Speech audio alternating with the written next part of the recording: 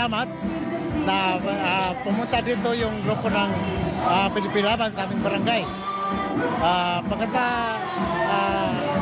Ako bilang taga Mindanao,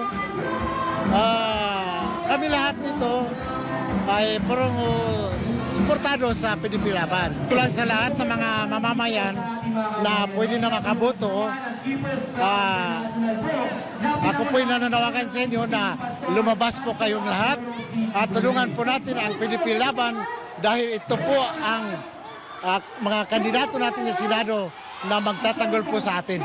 Pinatotohanan ng mga opisyal ang kanilang paninindigan sa mga prinsipyo ng PDP Laban. Sa kanilang panawagan, binigyan diin nila ang kahalagahan ng pagkakaroon ng matatag na liderato na nagtataguyod ng kapayapaan, kaunlaran at pagkakaisa, lalo na sa mga pamayanang Muslim. Kasabay nito, inilatag din ng tagapagsalita ni Pastor Kibuloy ang pangunahing plataporma nito kabilang ang edukasyon, agrikultura, kabuhayan at tunay na reforma sa pamahalaan. Nagpakita ng matibay na suporta ang Muslim community hindi lamang sa pamamagitan ng pagdalo, kundi pati sa aktibong pakikilahok sa mga aktibidad.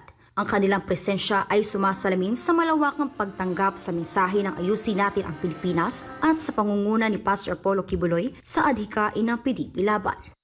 Naninindigan po bilang taga-suporta po ng PDP Laban. Ang katunayan po niyan, nung nagsimula po ang federal, isabda po, ito po yung mukha ng ID namin dati.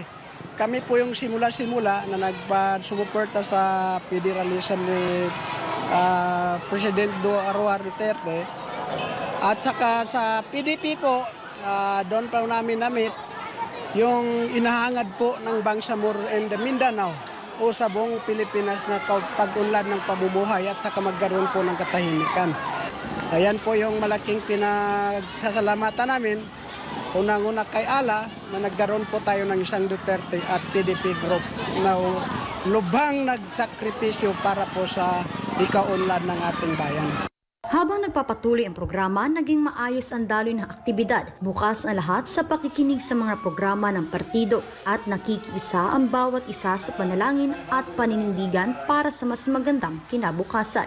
Sa pagtatapos ng programa, dama ang matinding pananabik at dedikasyon ng mga taga-barangay Dunguan sa pamamagitan ng pinagsamang lakas ng Muslim community at ng mga lokal na opisyal. Lalong lumakas ang panawagan na suportahan si Pastor Apollo Kibuloy at ang kandidato ng PDP Laban upang maisakatuparan ang tunay na pagbabago para sa bawat Pilipino.